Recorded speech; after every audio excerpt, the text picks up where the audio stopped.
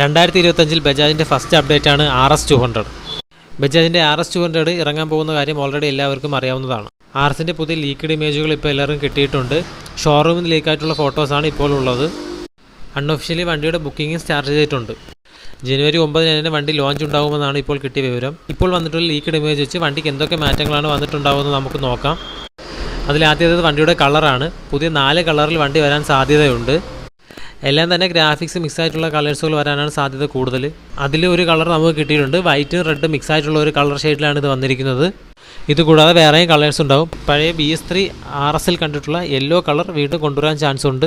അടുത്തതിൻ്റെ metre കൺസോളാണ്. പഴയ BS3യിൽ വരുന്ന metre കൺസോളല്ല ഇതിൽ വരുന്നത്. ഇതിലിപ്പോൾ ഫുള്ളി ഡിജിറ്റൽ മീറ്ററാണ് വന്നിട്ടുള്ളത്. ഇപ്പോൾ വന്നിട്ടുള്ള മീറ്ററിനെ അപേക്ഷിച്ച് പഴയ അനലോഗ് മീറ്ററാണ് കൂടുതൽ ഭംഗി കാണാൻ. എല്ലാവർക്കും ഇഷ്ടപ്പെട്ടിട്ടുള്ളത് പഴയ അനലോഗ് മീറ്റർ തന്നെയാണ്. പുതിയ മീറ്റർ TFT മീറ്റർ ആണെന്നും പറയുന്നുണ്ട്, LED മീറ്റർ ആണെന്നും പറയുന്നുണ്ട്. അത് വന്നു കഴിഞ്ഞാൽ മാത്രമേ അതാണെന്ന് കൺഫേം ആയിട്ട് അറിയാൻ കഴിയുള്ളൂ. ബജാജിൻ്റെ NS400 സ്റ്റീൽ കണ്ടിട്ടുള്ള അതേ മോഡൽ മീറ്റർ ആയിരിക്കും ചിലപ്പോൾ ഇതിൽ വരാൻ പോകുന്നത്.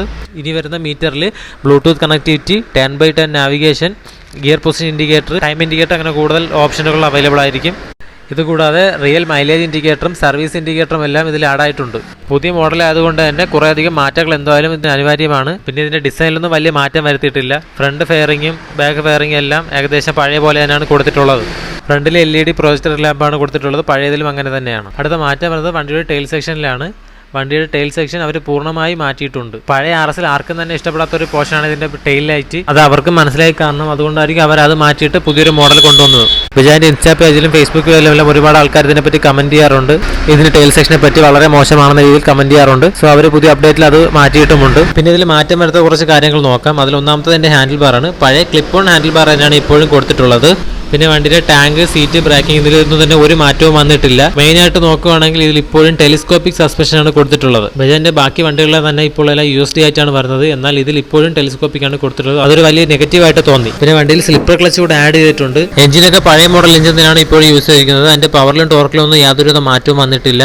പഴയതിൽ എങ്ങനെയാണോ അതുപോലെ തന്നെയാണ് ഇപ്പോഴുള്ളത്. RSന്റെ ഇപ്പോഴത്തെ മെയിൻ എതിരാളി എന്ന് പറയുന്നത് ഹീറോയുടെ കരിസ്മ XMR 210 ആണ്. ഇതിന്റെ പ്രൈസിങ്ങിനെ പറ്റി പറയുകയാണെങ്കിൽ പുതിയ മോഡൽ ആയതുകൊണ്ട് തന്നെ പഴയതിനേക്കാൾ പ്രൈസിങ് കൂടാനാണ് ചാൻസ് ഉള്ളത്.